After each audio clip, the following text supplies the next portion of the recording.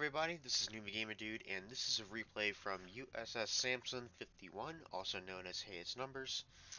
And he sent this in wanting to kind of know what he could do better, because he's not a super good DD player, and he's also decently new to the game.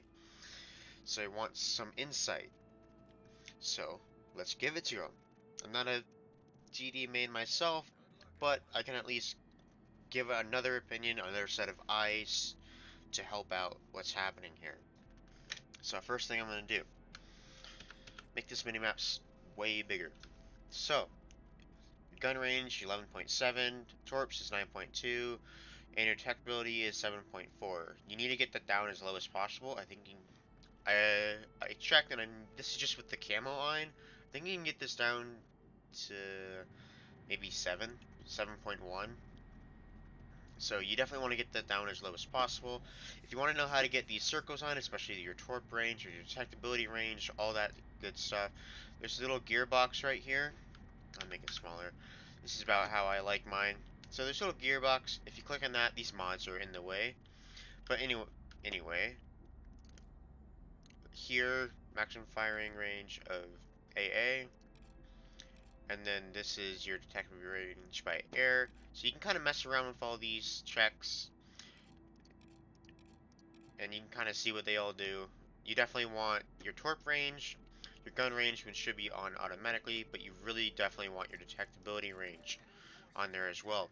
And depending on the ship, you might want your AA range, but there's no CV in here, so you don't have to worry about that. Speaking of AA, while I'm on the topic, you have your AA turned off.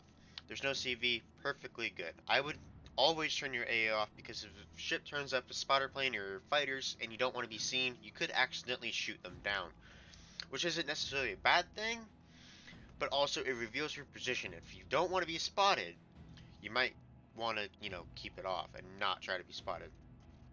So you're at the edge of the cap here, which is fine. This would be where I'm going. There's not a DD in it, so you're capping uncontested, which is good. This is what you want. Okay, so... Okay, those torps aren't going to hit your battleships, and I'll tell you why. So if I make this bigger again. Okay, so when you're locked onto a target, it'll give you a line. So you're not locked onto anything right now, but it'll give you a line. And as long as that line and your aiming line intercept somewhere within your torpedo range, which is 9.2, you know they'll hit if they continue on that path. But right now, those ships are way too far off to be hit. So if they continue on their path, they might go into your main battery, but they're definitely not going to go into your torps. And you can also see in your position now, your torps aren't even going to leave the cap. They're going to probably stop on the edge of the cap. So they should probably become duds around next 5 seconds, probably, is when they're going to run out of speed. That would be my guess. Yeah, they probably run out right now. Yep, there they go. Running out, never hit anything. They were probably at least 2-3 kilometers off, so that guy's 11.8 away from you. So they would have been a good 2-3 kilometers off. So you pop your engine boost here, you're backing up. Deep water torps, you don't have to worry about it. So not a super big deal, and you're just spotting, which is good. You definitely want to spot, that's kind of the role as a DD.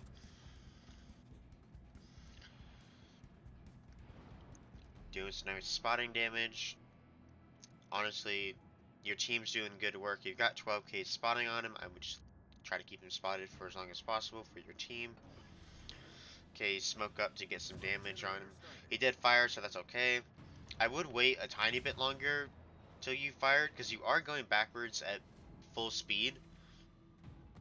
So you were basically outrunning your smoke way faster than you probably should have. So you probably should have let it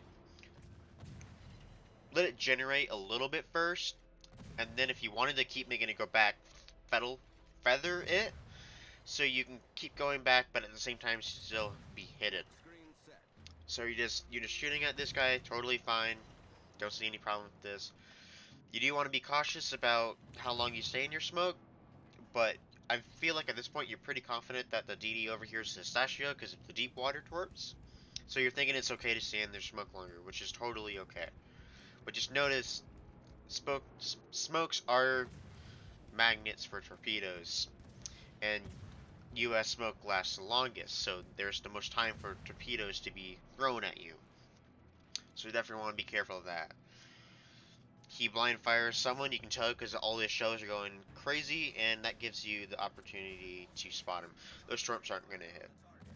Remember, if you look at your circle, you kind of got to guess where he's going to end up, and he would have to pretty much get inside the cap for those torps to hit him.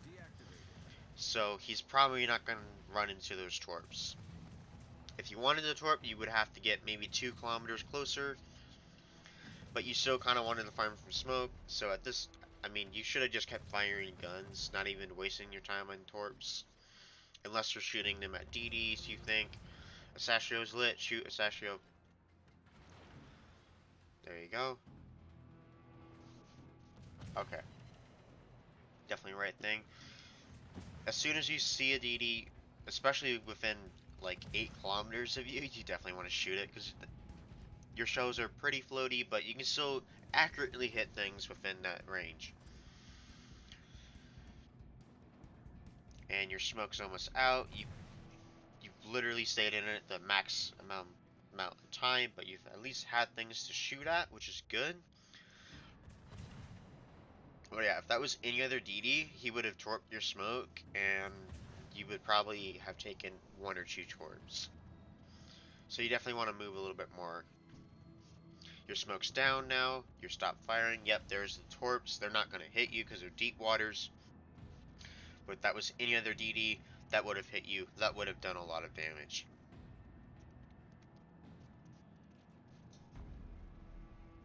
So you definitely want to angle yourself towards the nearest DD.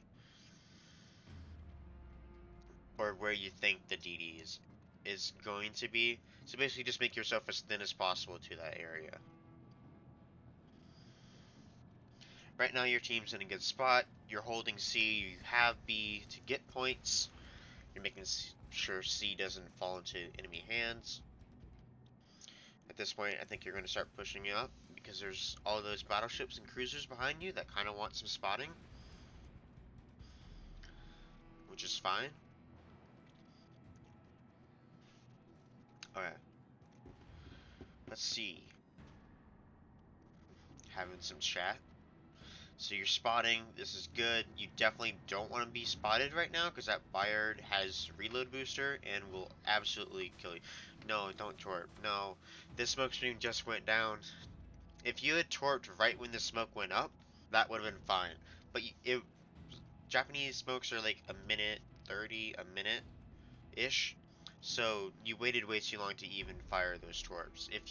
I mean, that's kind of, I knew you wanted to fire them in the smoke because you aimed them at the smoke. But right as you fired them, the smoke dissipated. So just keep a mental timer in your head of when that smoke was laid. My general rule is if the smoke's been laid 30 seconds ago, you can throw torps in. But anything past that, the DD's probably moved on, or by the time your torps get there, they're just going to dissipate. Okay, so you pop smoke here, shooting at the Pensacola. That's perfectly fine. He needs to die. Definitely repair that fire. You're not spotted anymore. Aim a little bit higher there. So you're mostly hitting his belt. So you definitely want to aim a bit higher for superstructure. And I wouldn't have changed to AP. I think if you had HE loaded there, you probably would have killed him. Probably. Don't know for a fact, but you probably could have killed him. And you know there's a DD out there, you immediately get out of your smoke because there's no spotting, which is pretty much what I would do. Still in the cap, holding it down. B's been flipped back into the enemy team's favor, and there you have yourself an Asashio. Now, do be cautious, Asashio does actually have pretty good guns. They don't reload very fast, but, I mean, they hurt really bad. So you definitely want to be careful. That's a little bit too far. With DDs, try to make your aiming a little bit soft. Don't go super crazy to one extreme or the other. You just want to softly aim to, because they're usually gonna wiggle, so they're never gonna usually do a full turn. And you're just moving up the side, which is fine. Those torps are pretty good. They could hit something. I think the DD has managed to dodge them and is running away. Alright, so you're moving up the side. You know there's a battleship over there somewhere. You're keeping an eye out for him so you don't get surprised. Oh, man. Yeah, you might as well just gun him down. Okay, so he stopped. You just shoot right at him. And that should be a kill. Nice. Okay, now you got a Sashio. Ooh, that's gonna hurt. Yep. 4K. Yep, just use all your guns. Try to give as juke and drive. Yep, that was good. I would suggest not going to free look here because he turned and you missed a whole salvo. So I would always zoom in, zoom out, zoom in, zoom out. I find that's way easier for me. So here you're going a little bit over the extreme. So that was a good shot. That one's pretty good. That's too far. That's in the extreme. He was probably never going to do that. He's always going to wiggle. And it is kind of hard to predict where DD's going to go because they kind of power slide around and now he's on the border. So it's a little bit hard, but you should have this guy, I think. If he gets one more salvo off, I think you're dead. Ooh. Ooh, he's surviving 800 HP. But you got the DD, which is totally fine. You just missed a couple shots, so definitely don't go to the extremes. Just try to be nice and gentle with it. Okay, so you're going over on the side, which is fine. I think you're going to probably want to go to B. And you're chatting some more, which is fine. Right now, you guys have the advantage. You guys will win on points if nothing changes, which is what you want to see. But there's no point in not trying to win harder here. You just gotta be careful, because I mean you're super low. Yeah. So there's Cleveland, Trento. I mean those guys are too far away for anything to happen. Oh, you're detected. That must be the remaining DD. Oh, yep, yep, pop your smoke. Just hope he doesn't hit you. And start firing. Don't even try to twerp. Don't even try to twerp. Just start firing your guns. And so that's a Hatsuharu. So he's gonna 100% torp your smoke. I don't know why you hesitated so much there. You start firing. You just start. You see a DD that close, you just start guns blazing. Never stop. Just go. Just wham. Okay, so he probably sent torps, so either continue to back up or aim in towards them. Because there should be torps on the way. And that Cleveland's dead, so it's just the DD left. So if you can outplay this guy, you win.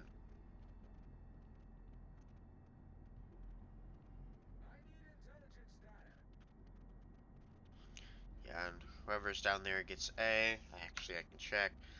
Yeah, Oba gets A. Okay, Torpin.